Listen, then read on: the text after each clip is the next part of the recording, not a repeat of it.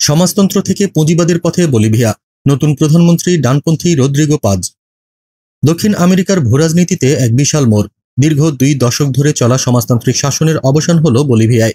একসময় Cuba, Venezuela, রাশিয়ার সঙ্গে জোট বাঁধা দেশটি আজ কেন মুখ ফেরালো বামপন্থা থেকে? কি কারণে ঘটল এই ঐতিহাসিক পতন? বলিভিয়া ভুগছিল চরম অর্থনৈতিক সংকটে, 20% বেশি মুদ্রাস্ফীতি, ডলার ও জ্বালানির তীব্র ঘাটতি।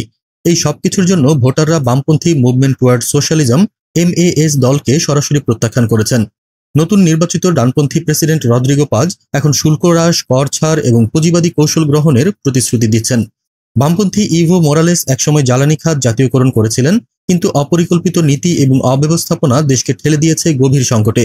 তাই ক্ষুব্ধ জনগণ শেষ পর্যন্ত সেই বামপন্থাকে ছুঁড়ে ফেলে বেছে নিল ডানপন্থী পুঁজিবাদী শাসন। কেবল দেশের অভ্যন্তরীণ সংকট নয়, এই জয়ের ফলে যুক্তরাষ্ট্রের সঙ্গে বলিভিয়ার সম্পর্ক পুনরুদ্ধারের নতুন পথ খুলল।